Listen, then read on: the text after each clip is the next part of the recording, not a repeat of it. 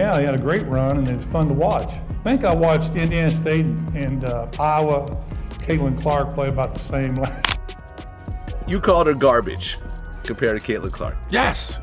Okay. Yes. I mean, I've been watching from afar and understanding just how much of a power she is out there on the. Angel Reese was publicly humiliated by peers like Larry Bird, who said Clark was superior. To be honest, it's over for her. And when you look at Caitlin Clark's game, who's very reminiscent of a Steph Curry, based on her range and shooting the three, plus everything else she does. And then you look at Angel Reese, stop it. It's clear from his admiration of Caitlin Clark that this rookie and Ree are not comparable. Ree needs to take stock of her situation and catch up. He did it in practice, so I don't think you can ever get a better teammate than that. We didn't anticipate Larry Bird's recent public mockery of Angel Reese, which may be the most vicious. Indeed, Twitter erupted like the NBA Finals buzzer when Mr. Cool, the legendary Celtics player, essentially proclaimed Caitlin Clark the superior player. People are behaving as though Angel Reese has been banned from the basketball kingdom for life. The collective jaw of the sports world fell to the ground and hasn't yet recovered. Who would have guessed that Larry Bird had so much more to say? And why does everyone act like it's not the best possible response? The cool part is the way that she plays and her range and the level of difficulty on her shot. Steph Curry, the ultimate hype man, then steps in. When it comes to supporting Birds, Clark's smooth technique is superior to Reese's proclamation. Steph is extolling Clark's shooting range as if she had a secret formula for making threes from locations Curry can only imagine. 4 games, she's racking up, close to triple doubles every night, and her shooting ability is. And Clark isn't merely making jokes. She is stacking triple doubles as if it were a light-hearted pastime. Steph essentially stated that watching Clark is essential television, which is a polite way of saying, "Ree, you're playing second fiddle." Curry's endorsement goes beyond a simple nod. The large dogs clearly know who's in charge here, as seen by the enthusiastic standing ovation. Should Reese continue to attend the court if Bird and Curry concur? As polished as that, and so it's must-see TV, and I love what it has done for women's basketball in terms of. Clark has such a high level of skill. It's changing the rules of basketball. She has become the main attraction thanks to her incredible range, court vision, and triple-double nights, which have both filled seats and silenced detractors. Steph's compliments are more than simply gossip. Reese's camp is nearly blinded by the intense spotlight. I was going to say Caitlin Clark's been compared to you. Yeah, but I think it almost robs her of the rest of her game because she's such a good floor, she has her overall. Legends like Bird and Curry demonstrate this type of love, which is more about giving up than arguing. While Reese is still learning how to keep up, Clark is not just in the game but is redefining it. The message is very clear. Second best has no place at the top. How long before Ree concedes that Clark is the rightful heir and simply steps down politely? ML Clark. I never thought you could ever have a better teammate than ML because he was the guy that would tell you if you wasn't practicing hard, if you wasn't. Larry Bird's humiliation is about respect as much as statistics. Clark perfectly captures Bird's reputation for appreciating hard work and diligence. He might as well be referring to Clark, whose hustle makes triple-doubles seem effortless, when he says that the best teammates are those who put in a lot of effort and never give up. Bird isn't merely implying that Clark is superior by making such scathing remarks. He claims that Clark is the whole thing. Can Reese truly equal the work ethic that even Bird finds admirable? I can remember in timeouts, somebody wouldn't be playing well, and he'd just tell the coach in front of everybody, say, "Look, coach, you're not getting the effort." In addition to his shooting prowess, Larry Bird's reputation as one of basketball's most bitter rivals stems from his unwavering work ethic and high expectations for his teammates. Bird never speaks with a lack of enthusiasm while discussing effort. He is the type of person that demands that every player on the court give it their all each and every night. Bird's admiration for Caitlin Clark's hustle is therefore not surprising. "I want to participate in the game. I'll put in all the work for you." Clark seems to be a perfect fit for Bird's well-known statement that the best teammates are those that push their teams to improve and hold themselves accountable. She's doing more than simply draining threes. She regularly shows up with heart, works hard, and makes plays. Bird is aware that it involves more than just long-range shooting, of course. It's all about the hard work, perspiration, and perseverance. would like to play, I will give you all the... Bird's quiet yet impactful statement goes beyond simply praising Clark's skill. It's a swipe at anyone who doesn't think she's at her best, which obviously bothers Angel Reese the most. It's more than just a remark when a legend like Bird disparages Clark while supporting his whole package. It's an unavoidable challenge. When Bird's regard is obviously elsewhere, how long can Angel Reese maintain composure? Indiana State and Iowa, Caitlin Clark play about the same last year, so I watched a lot of... Tim Hardaway didn't hesitate to enter the Firebird. Hardaway's opinion was more than a light-hearted remark. The hostility that was brewing behind the scenes was brought to light with a scorching spotlight. Hardaway claims that there is genuine ugly envy directed against Clark from Reese's own teammates. Teammates, you know, some of her teammates have animosity towards her. Yeah. Like when she got knocked down, did you see the young lady come? She didn't run to her rescue. She walked over there. The narrative now involves more than simply two players on the court. It's about a split camp where some players don't appear to be able to deal with Clark's emerging talent. Hardaway refers to Clark as the room's adult superstar because she maintains her composure despite the trivial drama going on around her. I see it as nothing more than hatred for this young woman. His remarks make it abundantly evident that Clark is surpassing her competitors in every manner, not just in terms of performance. The final call to action comes next. The entire basketball community may stop respecting Reese's squad if they don't learn how to safeguard their star player. Loyalty is not the only issue here. It's about surviving in a society where more than just skill is required to gain respect.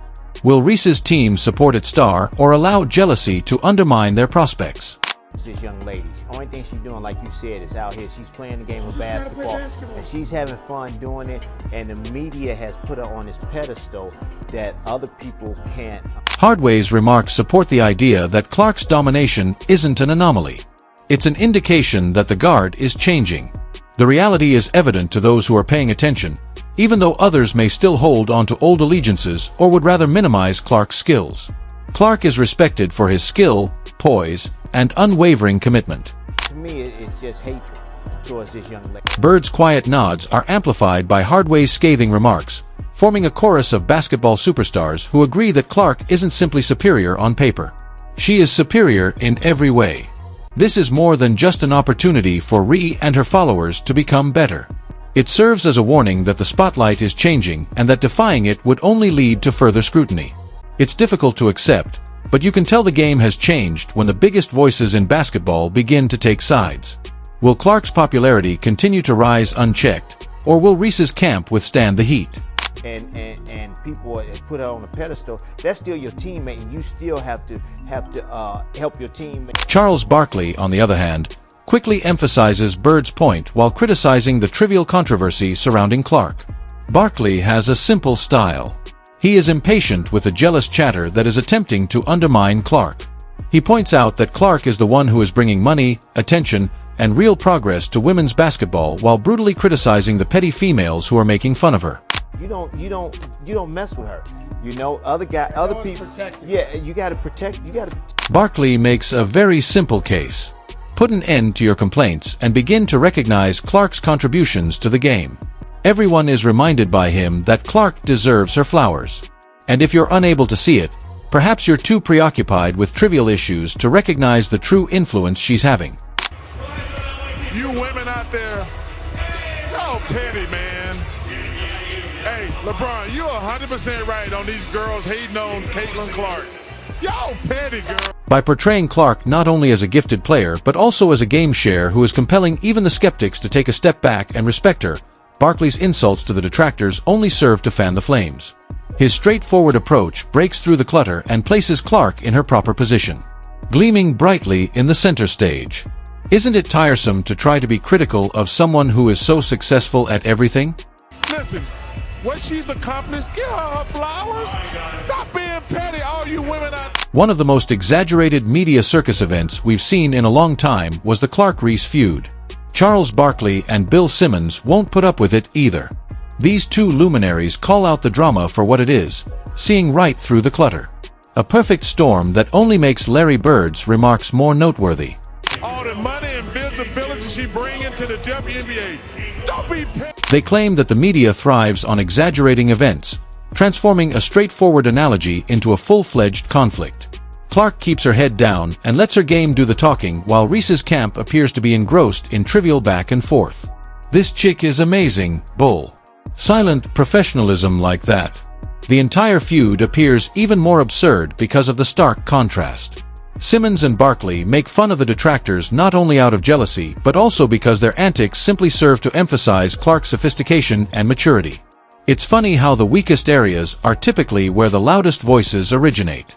NBA fan, they cannot have this Caitlin Clark thing up any worse. The last word in this tale, Shaquille O'Neal, closes the deal with his signature blend of admiration and direct candor.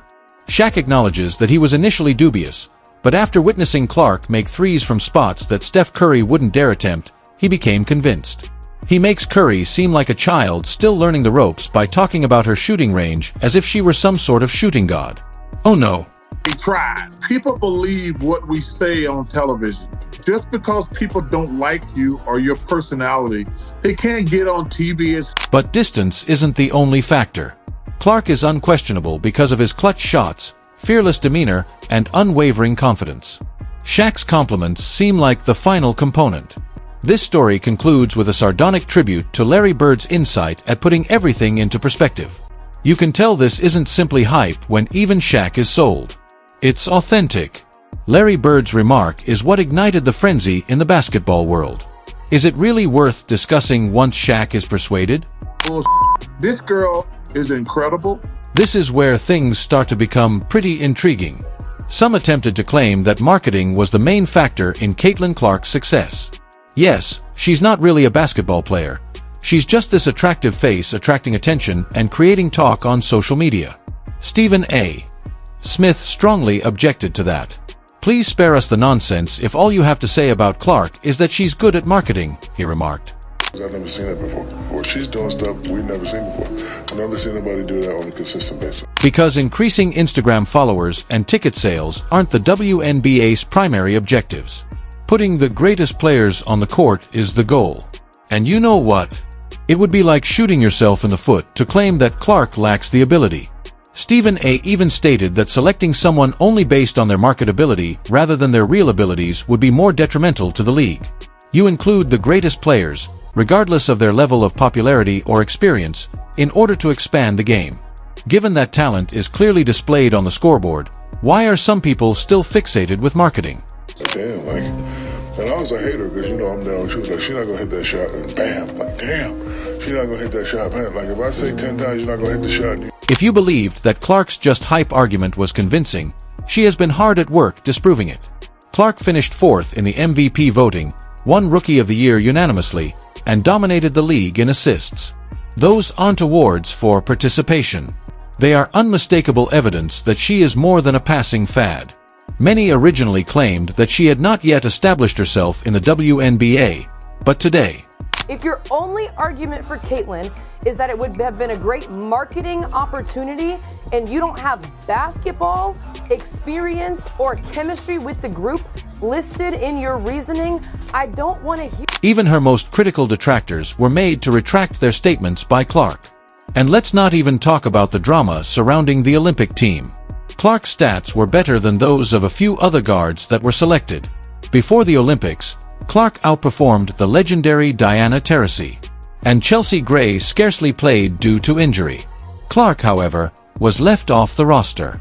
Get ready to roll your eyes. It seems as though old-fashioned prejudices and politics determined who was admitted rather than who was performing exceptionally well on the court. How can the finest player be benched simply because she's new and well-liked? Deserving. I think it makes a mockery of the women's game. If the focus on, now we just have to have people because of marketing and their intention, and they're not as talented, we're not putting the best team out. The justifications continued to surface. Some claimed that Clark lacked team cohesion and experience. Yes, that makes sense if you disregard the fact that she was outperforming many of the team's veterans statistically. The chemistry argument was more smoke than fire, and it was evident from Stephen A. and others that Clark was playing better than many of those who were given the chance. Well, since then, Caitlin Clark won the Rookie of the Year award unanimously and finished 4th in MVP voting. She also led the entire league in assists. In actuality, Many are afraid of Clark because of his electrifying manner, which upends the existing quo. However, some stick to old favorites and minimize her talent rather than celebrating a new celebrity. Even asserts that at the time, Clark was only averaging 5 points per game. Total bullshit. She was scoring 16 points every game, which was more than several guards who qualified for the Olympics. Why do people despise the newbie who is already disproving them all? Guys, Angel Reese really needs to quit thinking of herself as Caitlin Clark when superstars like Tim Hardaway, Steph Curry, Larry Bird, and Charles Barkley are complimenting her. Please share your thoughts in the comment section, subscribe, and enable all notifications so you don't miss anything. We'll see you in the next one after you click the video on the screen.